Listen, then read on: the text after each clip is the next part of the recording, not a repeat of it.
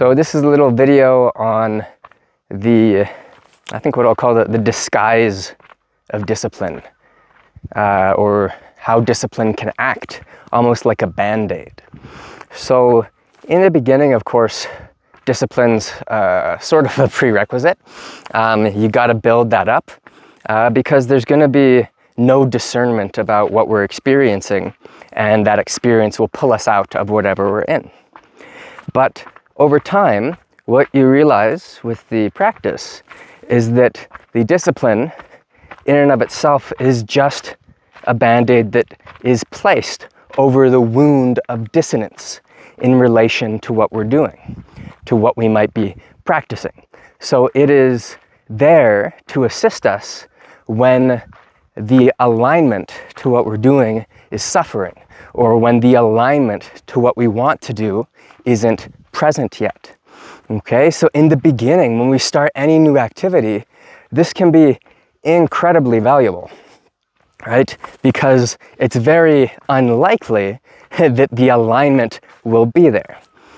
But once it is there, then the discipline's not required and we're able to engage in the activity much more effortlessly.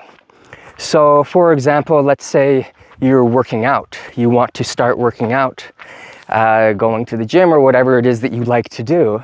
There's going to be typically all this fight inside that doesn't want to do that because you're not used to it. You are not aligned fully to exercise.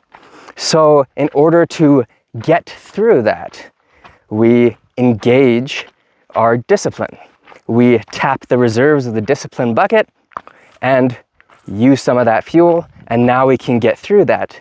And then over time, we become more aligned to working out. It becomes easier to do that, to start that process, and less discipline is required, to the point where it becomes fun and you get excited about working out. It's just a joyous thing.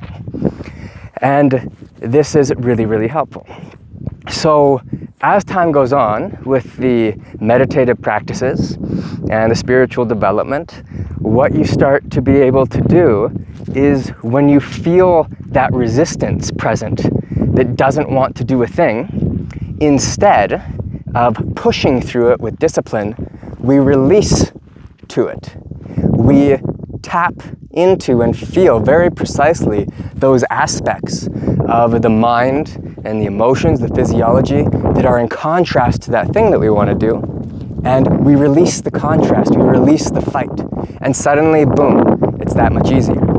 So why I brought up working out as an example is because I remember very, very clearly the first time I released what I called the tension of fatigue, right? And this was a type of worry that would arise from, say, not having enough sleep, and you think you're tired, whatever that was, you're tired in a workout. So I remember very clearly one morning into the meditative process, it was within the first 6 months of going deep into this stuff, and suddenly I was able to release that tension of fatigue, that fear of fatigue. And literally the number of sets I could do in my workouts doubled. Like that day, doubled from 2 sets to 4 immediately.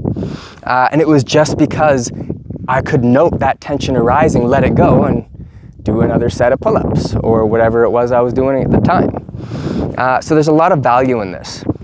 But there's also a major downside in that you still need to use your discernment. So just because we are releasing the part of ourselves that is in contrast to something doesn't mean that contrast or that conflict hasn't popped up for a reason. Maybe you do need to rest. Maybe you do need to sleep more. And this is something that we want to be very careful of, is, are we releasing our way out of or away from actual information that is trying to help us, or symptoms of something that is trying to help us or guide us or keep us from harming ourselves.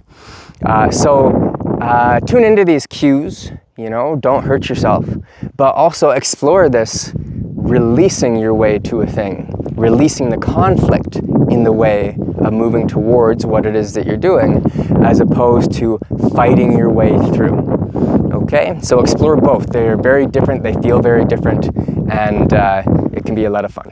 All right, hope this was helpful. Thanks for your time. Bye, guys.